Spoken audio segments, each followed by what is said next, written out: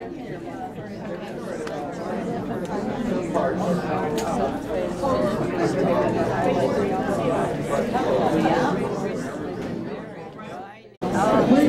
going to get started here in a moment, so finish up your conversations, find a seat. And there aren't many more seats open, so as other people come in, there's about, you could add some more chairs. There are some more seats in the back of the room there. All right, well, welcome. My name is Marian Kromkowski, and I'm the president of the League of Women Voters of Leelanau County. The League of Women Voters is a nonpartisan political organization that encourages informed and active participation in government, works to increase understanding of major public policy issues, and influences public policy through education and advocacy. We never ever support or oppose candidates or political parties. Men and women who are 18 years of age and are U.S. citizens are welcome to join the League. More information on the League can be found at LWVLC.org. Dues are $60 a year for individual or $90 for a family membership. Membership applications can be found online and also at the table to my right. Today our topic is redistricting, the problems and the solutions. This is one of 30 community-based redistricting education programs held by the League of Women Voters in Michigan that will be conducted this fall. We are honored to have Judy Karanchev, the president of the League of Women Voters of Michigan, as our presenter on this timely topic. As I just indicated, Judy is our new president of the League of Women Voters of Michigan.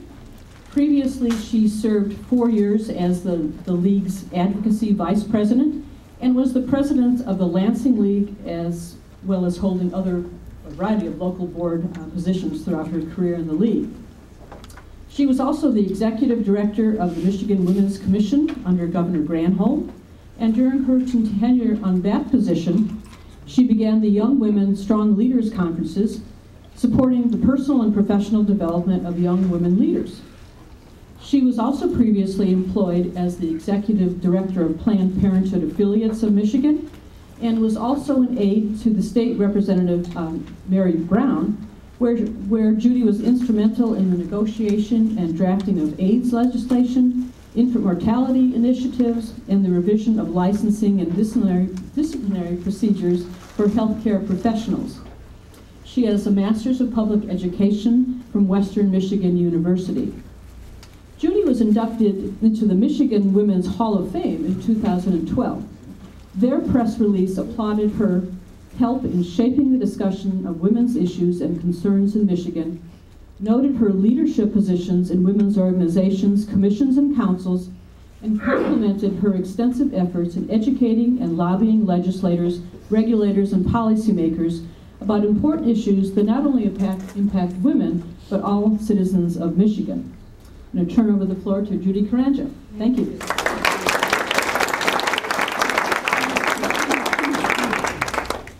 Thank you for the opportunity to be back up north, especially before the weather gets any colder. I'm going to start passing around handouts.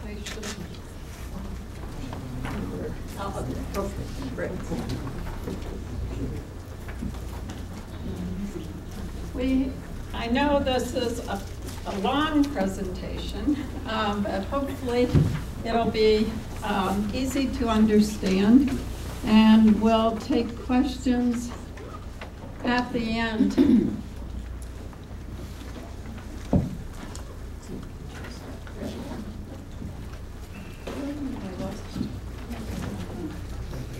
We're ready. As you know, the League is a nonpartisan organization that encourages informed and active participation. We want to increase the understanding of this important issue. We're not here representing any position on this, and this is strictly educational. We are doing this around the state. We have about somewhere between 30 and 50 speeches lined up for the next few months. Right now, the problem,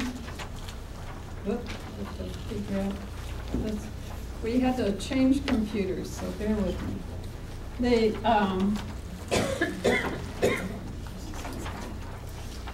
problem is politicians are drawing their own voting maps to manipulate elections and keep themselves and their party in power. And there are laws that govern how these maps are drawn. There are laws at the federal level.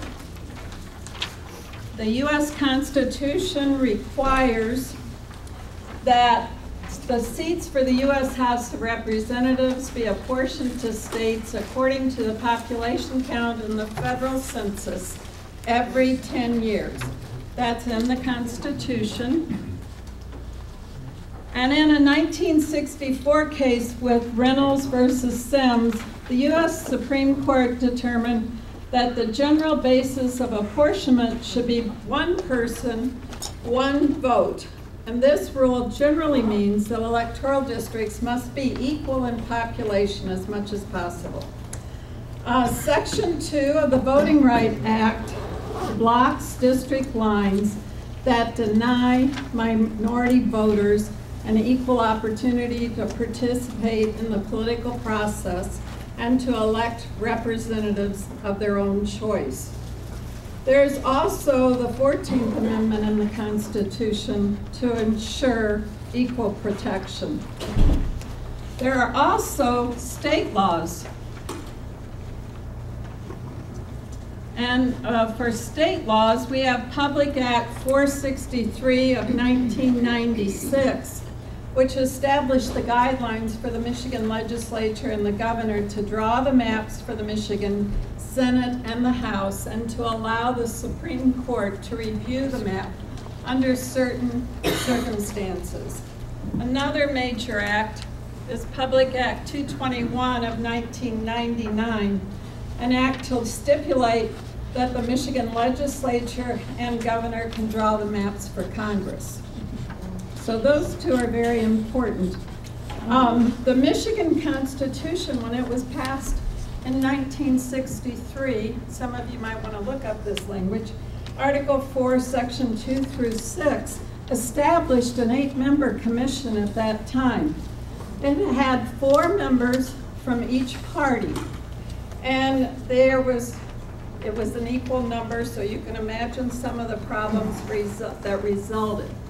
As a result of neither party being able to come up with enough votes in that commission, the Supreme Court had to make the decision on the commission plans in 1964 and in 1972. So the outcome of those decisions from that commission that's still in the Constitution was determined by the Michigan Supreme Court because the equal number could not come to a decision.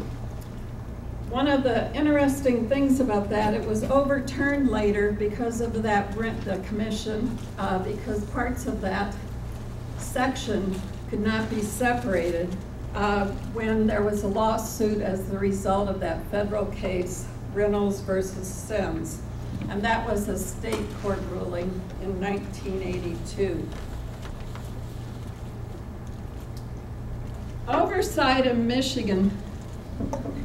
We have the governor can veto the plans that come to him for either the Michigan congressional delegation or the legislative districts, and the state Supreme Court can review the plans if requested by any elector. So that's the checks and balances there. What are the current problems with the current system? Partisan politicians manipulate elections to keep themselves and their party in power. Nolan Finley on August 27th in the Detroit News wrote, "The partisan nature of redistricting leaves the state with districts drawn to consolidate political power rather than to group together citizens with common interests." Some of you probably heard about this, but Elbridge Gerry was the Massachusetts governor in 1810 to 1811. And he signed into a law a map for the Massachusetts Senate. Because the district, you can see it kind of dark on the left-hand side, looks like a salamander, the name was called gerrymandering for what he had done with this map. It's redrawn. Gerrymandering now means redrawing lines to get a particular result. This is another example of gerrymandering, and the red and blue mean nothing. They're just colors. But if you look at 50 people and 60% are blue in this first one over here on the left, and 40% are red, and you have to divide them into 5 districts, there are many ways you can do that. You can see for perfect representation, that would be equal, you could go 3 blue, 2 red, just by drawing lines straight down. You can do compact but unfair by going across, and you end up with 5 blue districts, 0 for the red. Or you can be very creative and draw some of these that look like our state districts, and you could end up with 2 blue districts and 3 red. In spite of the numbers, 40% red. So you can see quite a few examples of this if you want more information about how gerrymandering works. On the web, there's some good YouTube videos too. Probably the most egregious example right now is the congressional district number 7 in Pennsylvania. You can see how creative that gerrymandering was to get, and I have no idea which party benefited from that, but anyway, that's an example. It's kind of interesting when we look at the history here in Michigan. In 1998, we had a total votes for percentage votes for Congress. 48% were Republican, 49% were Democrat.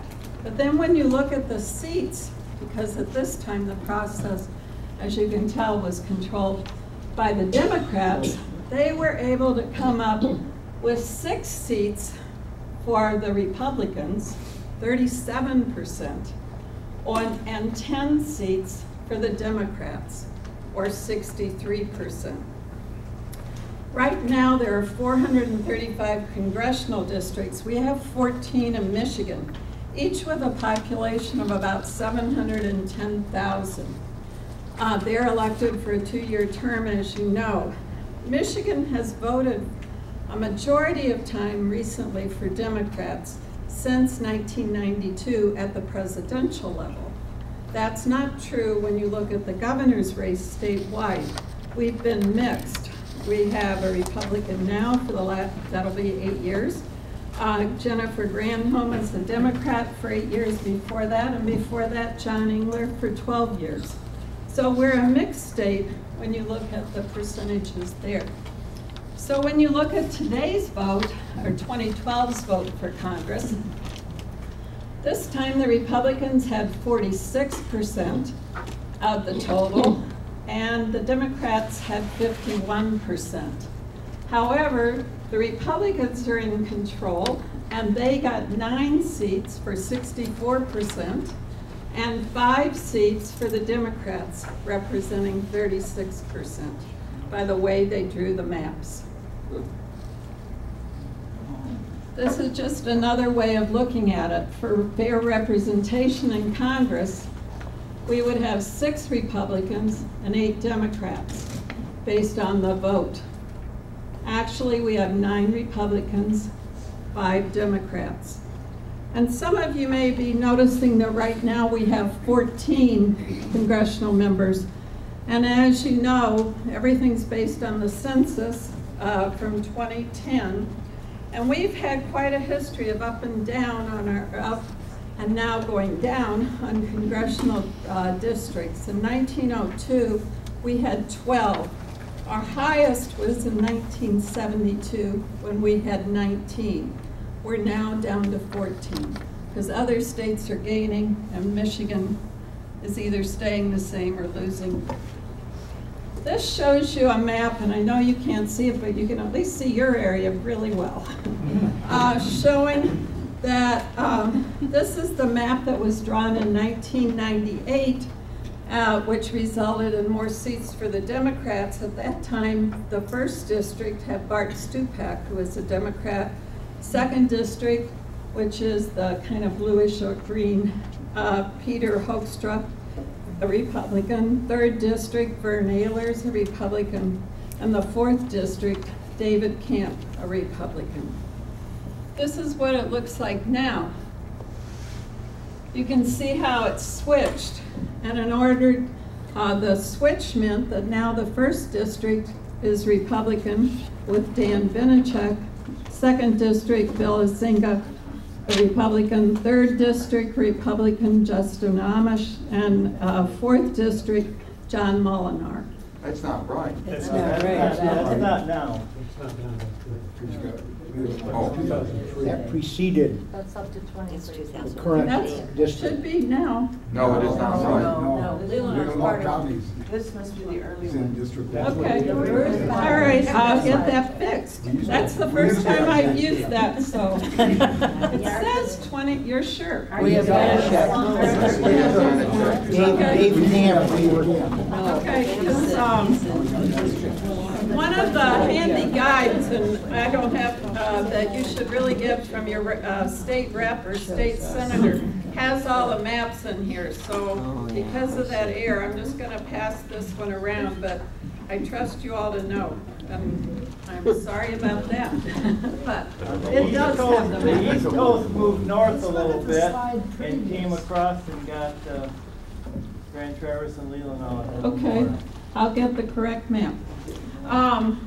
Then what happened in the Senate, in 2012, we had the last election for the Michigan Senate. Of the votes cast, Republicans got 55%. This is for the state Senate.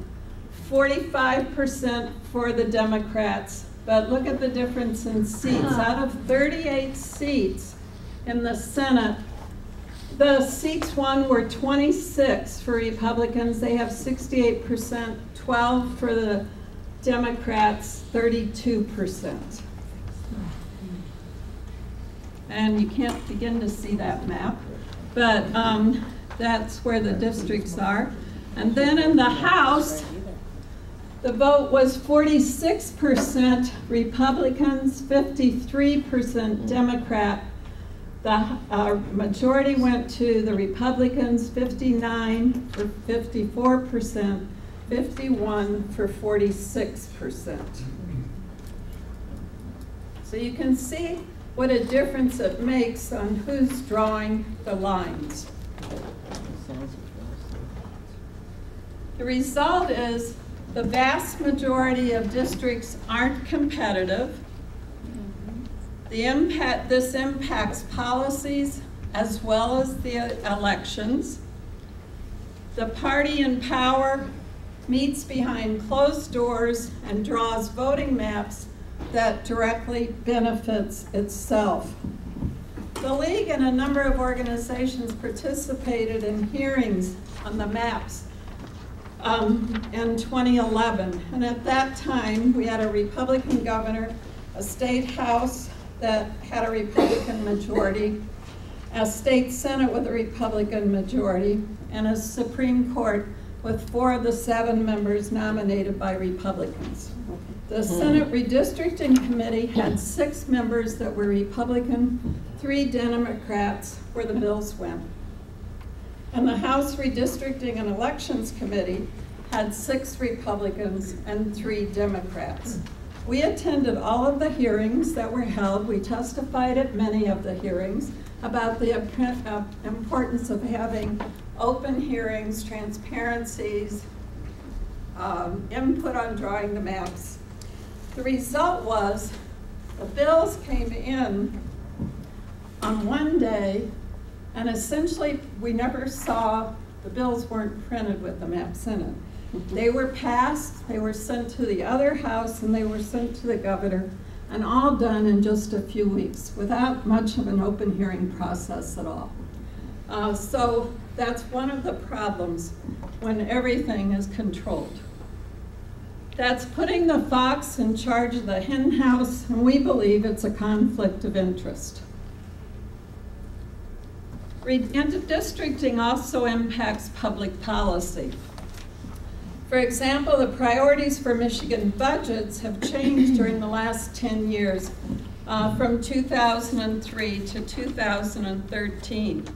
And if you look at education funding, this comes from the House Fiscal Agency, and this is from 2003 to 2013. It could be the result of not having enough funds to distribute. It could be the result of priorities in the budget. But the bottom line is, we've actually gone down when you adjust for inflation. From 1129 to 898, this is during a period of both Democrats and Republicans. And when you look at transportation funding, some of you know we did about, well, I'm forgetting, I think it was around 30 presentations during the May ballot proposal on transportation funding. And we heard all over the state how people wanted funding dealt with, but they did not like that proposal, which ended up being a Christmas tree proposal in order to get all the votes in their coalition that they needed to get it passed in the House and the Senate and to the governor. And the result is we still don't have money for transportation, in spite of the public's wanting more money to be spent on transportation. How the lines are drawn also impacts policy issues. And this is more complex than we have time to discuss, but you can think about it for yourself. What are the positions of the different political parties on these issues? And how does that impact what they decide? For example, how will the legislature deal with the regulation of solar energy? How will the legislature decide to fund health care? How will they decide what to pass regarding voting regulations? How will they deal with equal pay for equal work? Some of these are decided by parties with their party position. So elections and redistricting have consequences on the policies and the budgets that are adopted.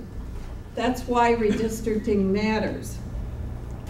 If you care about representation and you care about political power, then you care about redistricting, according to the Brennan Center.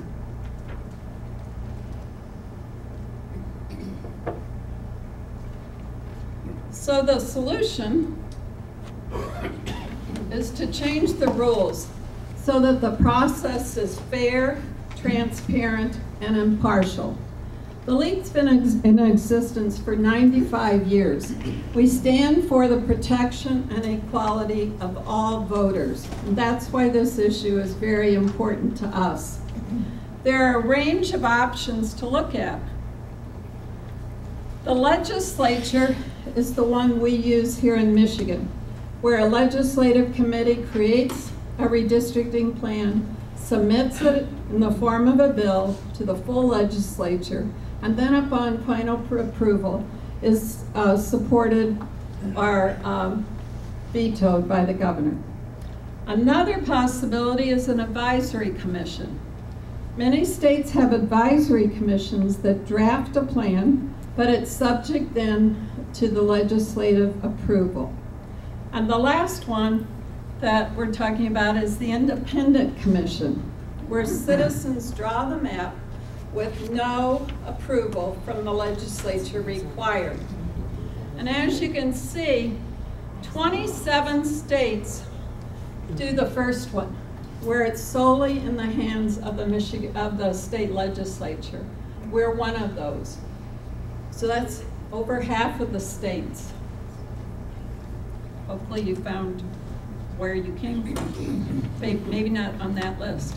17 states have an advisory commission. We're using the advisory commission kind of broad because of the length of our presentations. But there are different kinds of advisory commissions. In Vermont and Maine, New York, and Rhode Island, there are 4 of them. The commissions draw the plans, but they are approved or they even can be changed by the legislature. There are backup commissions in 5 states if the legislature cannot agree. Connecticut, Texas, Illinois, Mississippi, and Oklahoma. Here it goes to the Supreme Court if the legislature can't agree. The backup commissions are another way. There's a politician commission. 7 states have those, and they're mostly legislators or elected officials that serve on those. They're Arkansas, Colorado, New Jersey, and Ohio for state districts, Missouri, Hawaii, and Pennsylvania. And then there's 1 left, and Iowa has a different system. They actually have a nonpartisan legislative staff that develop the maps, give it to the legislature for approval, and it has no identifying information on it. So the legislators have no idea if their district's been moved or not when they approve it. So that's unusual. 6 states have an independent commission. And it's interesting because saw an article today in the Detroit News accusing anything dealing with redistricting in Michigan to be a partisan issue. And when I looked at these 6 states, 4 are red states. Alaska, Arizona, Idaho, Montana are all red states. There's only 2 blue states, California and Washington. These have commissions that do not allow an elected official to serve on them. They're only for citizens to serve on. They have different ways of getting appointed, and the process varies in each of these states.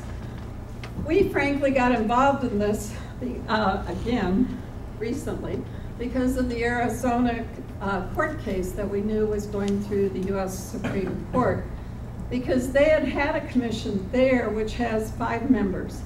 But there had been a challenge that was saying that the Constitution required the legislature to do redistricting. So they took this case all the way to the U.S. Supreme Court, and in June they ruled that a commission could do it. So Arizona's had a lot of highlight because of that. California, the league's been involved in many of these initiatives getting passed. And the California one was worked on primarily by the League of Women Voters of California and Common Cause.